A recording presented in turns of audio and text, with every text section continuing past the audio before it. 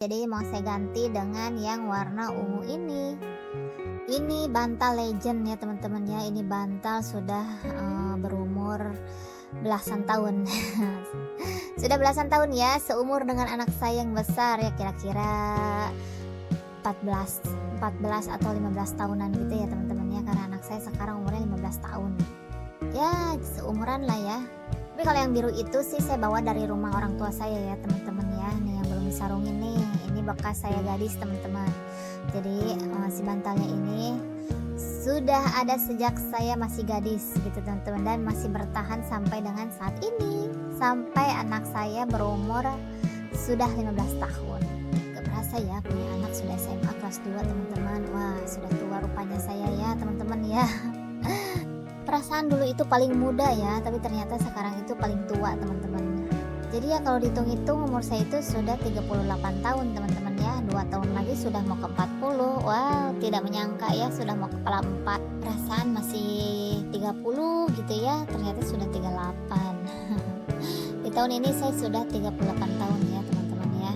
Alhamdulillah masih panjang umur gitu teman-teman. Semoga teman-teman semua di sini juga yang menonton video vlog Bunda Bunga juga diberikan umur yang panjang ya, serta kesehatan, sehat jasmani dan rohani gitu ya teman-teman ya. Amin. Semoga dijauhkan dari segala penyakit yang berbahaya ya teman-teman ya.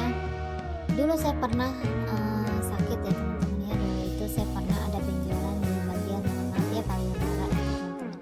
Dulu ya waktu saya masih punya anak satu gitu.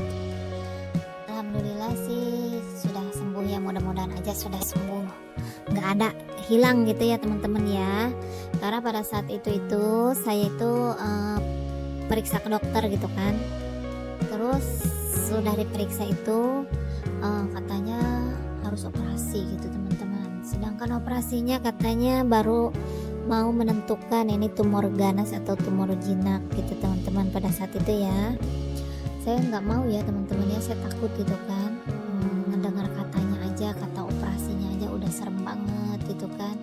Nah, saya cari-cari informasi lah ya, cari-cari informasi gitu. Pada saat itu suami saya ya teman-teman ya mencari informasi bagaimana cara menangani benjolan di payudara tapi tanpa operasi gitu teman-teman. Nah, alhamdulillah ya ketemu tempatnya di tempat Pak Ustadz gitulah ya, ramai sekali gitu. Memang beliau itu dokter, cuma punya kelebihan gitu ya teman-teman ya, makanya dia membuka praktek pengobatan, dan pasiennya itu banyak banget teman-teman. Bukan dari daerah setempat aja ya, dari luar daerah banyak teman-teman ya, dari Jakarta, Bandung, Garut, Tasik, pokoknya banyak banget lah, pokoknya dari mulut ke mulut mungkin gitu kan, banyak sekali gitu. Alhamdulillah ya, saya juga berapa kali ke sana ya. Alhamdulillah gitu sembuh ya teman-teman. Yang pertama kalinya itu sakitnya luar biasa ya, merasakan ada benjolan gitu ya, sakit banget sampai menusuk ke punggung teman-teman ya, rasanya memang luar biasa gitu. Memang dari dokter juga tadinya dikasih antibiotik gitu kan. Setelah itu saya berobat seperti biasa ya, diberi air gitu teman-teman. Alhamdulillah jadi si benjolannya itu hilang teman-teman, lama-lama berangsur hilang gitu ya. Alhamdulillah sampai sekarang. Cuman pantangannya itu ya sebenarnya nggak boleh makan pecin teman-teman, sasa gitu ya teman-teman ya, nggak boleh katanya kebanyakan gitu. Cuma ya biasa, kalau sekarang tuh sudah agak enakan, biasalah gitu ya makan pecin lagi teman-teman. Semoga aja kita terjauh dari segala penyakit yang berbahaya ya teman-teman ya. Itu kan penyakit yang mengerikan sekali gitu kan sebenarnya ya. Semoga kita semua dalam keadaan sehat selalu gitu teman-teman ya. Alhamdulillah masih diberi kesehatan gitu teman-teman ya. Alhamdulillah juga masih diberi izin untuk sehat kembali gitu sama Allah ya teman-teman.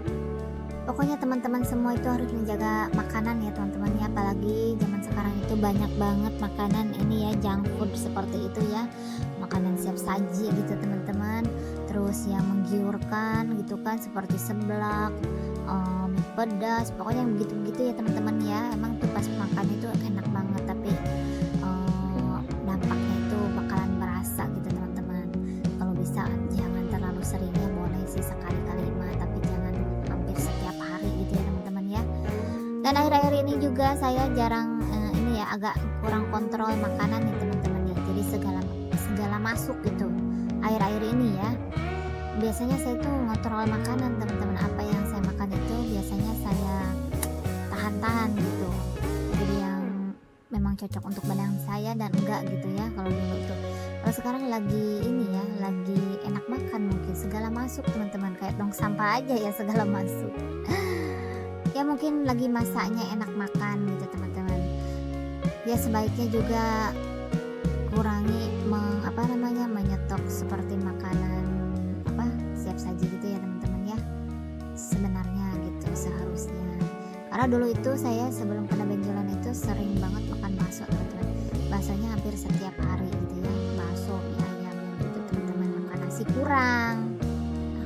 Kenalah saya ya pengalaman karena penyakit-penyakit itu gitu. Semoga tidak ada lagi gitu ya teman-teman ya. Semoga memang sudah sembuh beneran gitu.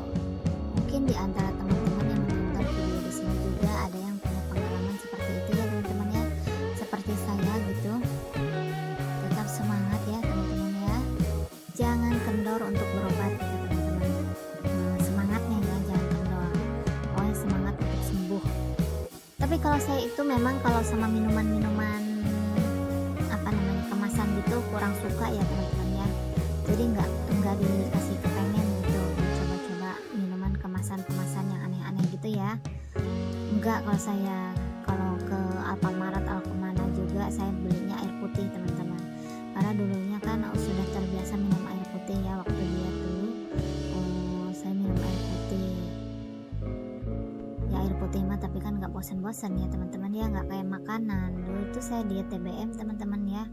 Setahun lama ya teman-teman ya, lumayan gitu kan, setahun lumayan enak ya makanannya teman-teman. Kalau lama-lama gitu bingung gitu mau makan tuh karena sudah terbiasa makan nasi dulunya ya, tapi setahun itu sudah membiasakan saya memakan protein hewani gitu teman-teman. Cuman pas kesini banyak beloknya ya saya makannya gitu. Jadi saya makan kembali tepung, makan kembali nasi, makan kembali semualah pokoknya yang dilarang sama diet gitu ya saya makan. Nah mau balik lagi itu susah teman-teman. Jadi udah enak gitu sama makanannya gitu ya, kayak telur gitu, telur doang nggak pakai nasi itu jadinya enak gitu teman-teman kalau setiap hari kan gitu. Karena kemarin itu saya dietnya itu diet ketat 1 tahun teman-teman, dan alhamdulillah turun ya. Ini tuh dapat diet teman-teman, berat badan saya segini tuh dulunya malah lebih gede lagi, 76 kilo kayaknya saya dulu itu ya. Pas hamil anak kedua itu saya itu beratnya 86